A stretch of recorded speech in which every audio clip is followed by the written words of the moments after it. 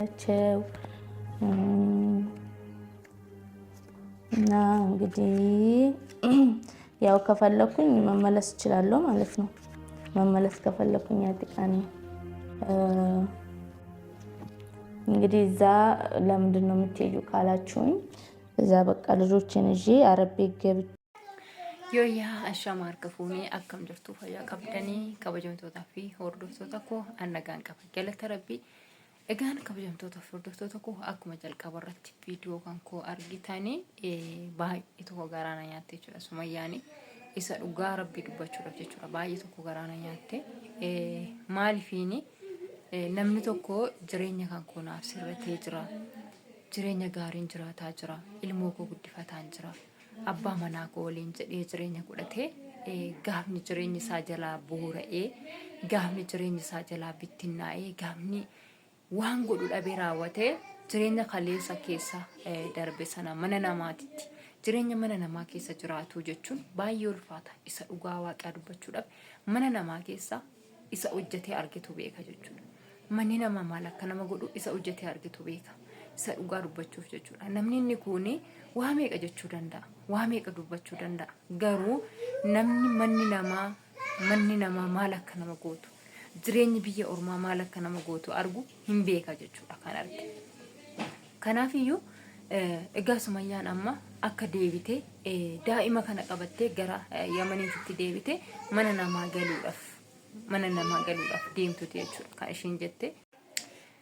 Kanaafiyyuu jechuudha kabajamtoota furdiftoota koo daa'ima qabatanii miti daa'ima osoo hin qabatiniyyuu daa'ima osoo of harkaa hin qabneeyyuu jiruun mana namaa maal akka nama gootu hin beekna jechuudha. Arginee beekna warra arginee too jirru hin beekna jechuudha maal akka nama gootu. Garuu isa dhugaa rabbii dubbachuuf Sumayyaan hedduuta kana gaddisiiste rabbiin ishee waliin haa ta'u wanti nu jennu tokkollee hin jiru. Rabbi ishee waliin haa ta'u ayyuunis jiraattee jireenya gaariitti hin jiraanne jireenya namaa keessa galtee jireenya namaas balleessite ofisheetiifis jireenya ishee balleessite jechuudha. Har'a mucaan tuni osoo nama biraa faana akkasuma namoota isheedhaaf jedhanii bu'an kan akka wabii jira. Isheedhaa jedhee gaafa namni biraarree gaabii jaalalaa dhiyeessuuf amma isinirraa keessummeessuu hin danda'u. Hanga jedhutti kan ga'e jechuudha. Hundi keessanuu argitanii jirtanii isheedhaaf jedhee wanti inni hin ta'in hin jiru. Isheedhaaf jedhee lafti inni hin dhaqin hin jiru. Akka saree ta'ee balbala irratti dhaqee bishaan itti naqamee dhiqaan jechuudha. Argitanii jirtu jechuudha. Namoonni baay'een keessanii garuu har'ammoo የመጨረሻ ታቴ እሺቱዩ akka dhiqaan itti naqamu of taasisee jechuudha. Ayyuu soo taate akka dhiqaan itti naqamu kan of taasisee ishee mataa isheeti. Akkuma viidiyoo kaleessarraa dhaggeeffattanitti ani ishii hiikee si faana jiraadha. Ishiin barbaaduuni akka isheen jireenya boruutiif naaf hin taane ilaaleetii argeetiin hin jira. Jechaanii akka ture hundi keenya dhageenye jira jechuudha. Viidiyoo isaa dhaggeeffattaniirtu afaan Amaariffaatiirrattis afaan Oromootiirrattis gallakkiseetii ture argitanii jirtu jechuudha. Amma immoo Sumayyaan jireenya itti ulfaattee daa'ima wajjiniin asiif achi deemuun mana kireeffachuun sinii galee manni kiraanii agam akka namatti ulfaatu mana kiraa bichaa miti daa'ima kana biddeen toshitee miti kan ishiin jiraataa jirtu bitteefiti jechuudha. Keessattuu fakkeenyaaf amma hoteela keessatti yoo taate kan isiin kireeffattee jirtu yookiin immoo kan isiin mana qabattee jirtu hoteelarraa yoo ta'e nyaanni hoteelarraa kan galu nyaanni hoteelarraa galu akkama ganama miidhu nama beekutu beekaa jechuudha. Kanaafiyyuu egaa har'a wanti hundinuyyuu isheetti ulfaatee manni isheen asiif achi kireeffattee ittiin keessa ilmaan isiitiif isii jiraachisaa jirtu itti ulfaatee akkasuma qoonqoon daa'ima isiillee uffannaan illee jechuudha. Uffata miicuun illee waa meeqatu namatti ulfaata. Waa meeqatuyyuu nama rakkisa jechuudha. Biyya kana keessatti biyya ofiitii wanti godhan hin jiru jechuudha malee wanti tokkichi wanti namatti tolu hin jiru. Biyya ormaatittis wanti namatti tolu hin jiru. Waan hundumaa keessattuu humna keetiin jiraatta. Yoo ati humna keetiin tattaafattee hin jiraanne taate biyya ormaa keessattis jiraatan qabdu jechuudha. Jireenyi hin jiru. Qisaasoftee raawwattee asfaaltii irratti qisaasoftee mana hidhaatitti gatamu wanti meeqa sirraa ba'uudha jechuudha biyya ormaattis yoo ta'e. Kanaafiyyuu biyya keenyattis gallee immoo jireenya gahaa jiraannaa jireenya gammachuu qabnaa inni itti jennu tokkollee hin jiru jechuudha. Sababni isaa maa inni jireenyi wanti hundinuu qaaliidha. Waan hundumaa gadi baatee waa takka fuudhuudhaaf birrii gara birrii kuma meeqaa si gaafata jechuudha. Shunkurtiin bitattee yoo baate shunkurtiin gara 100 gadiin hin argattu. Birrii 100 olii noo ta'e kiiloo tokko jechuudha.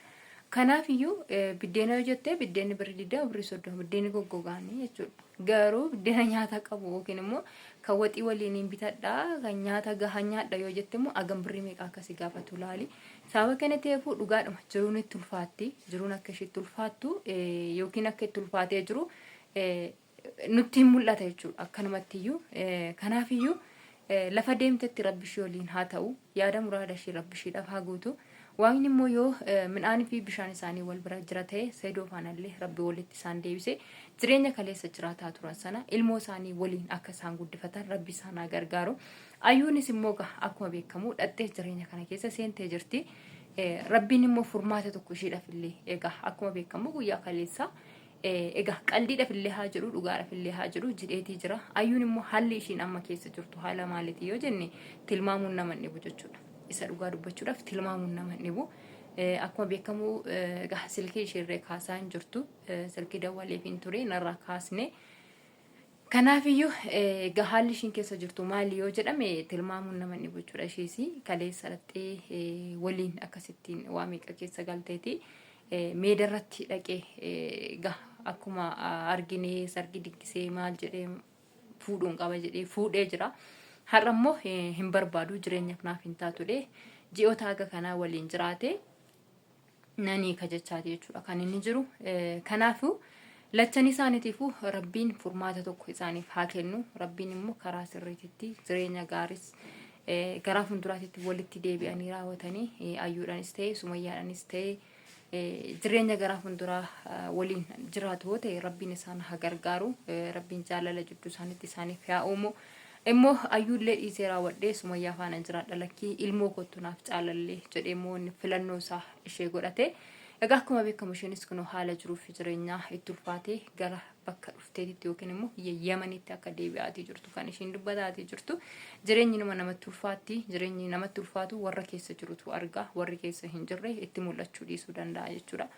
Kanaafuu rabbiin lafa deemtetti eegumsa isiidhaaf haa taasisu. Egaa manni namaa daa'ima wajjiniin akkuma jalqaba isiniin jedhe daa'ima wajjiniin miti qophaa ifuutiyyuu baay'ee namatti ulfaata. Bakka kanatti achi deemtee sararatanyaa ishee barbaachisa. Daa'imti manatti kan iseedha qabamteetu iseen deemtee hojii hojjettee itti galtu. Kanaafiyyuu rabbiin haala hundumaa isheedhaaf haa mijeessu. Akka baay'ee kaffa'amaatii jirtudha kan ishiin dubbataa turte baay'ee natti dhaga'amee jira baay'een kaffa'amee jira.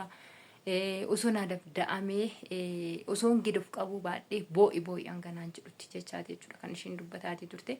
Hedduu takka garaana nyaatte dhugaa rabbiin na arguudha hedduu takka garaana nyaatte rabbi ishee waliin haa ta'u homaa jechuu hin danda'u jechuudha. Isa dhugaa rabbi dubbachuudha sumayyaa baay'een jaalladhaani gin homaa gochuu hin danda'u. Isa dhugaa rabbi dubbachuudhaaf homaa gochuu hin danda'u. Ayyuunis nama rartee jirti. Jireenya isheen keessa dabarteetii dhuftee akkaataan isheen itti guddatteetii dhuftee gaafa ni ilaalu isiinis baay'ee tokko nama rartee jirti jechuudha. Sammuu koo keessaa na bahaa hin jirtu. Sumayyaa jalqabumarraa kaasee baay'een ishee jaalladhaani.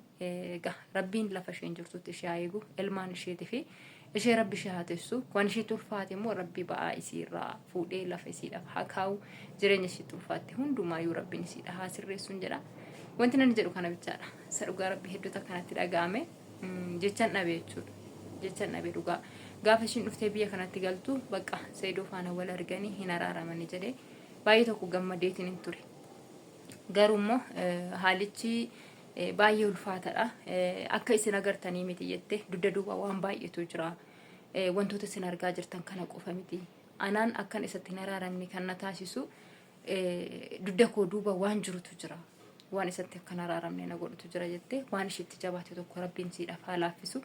Ilmaan isii kana akka karaa irratti si yalaa hin banne isallee rabbi qalbii isatti deebise rakkina isaanii sana rabbi furmaata isaanii haa godhu jedha waan biraa waan jedhu qabu.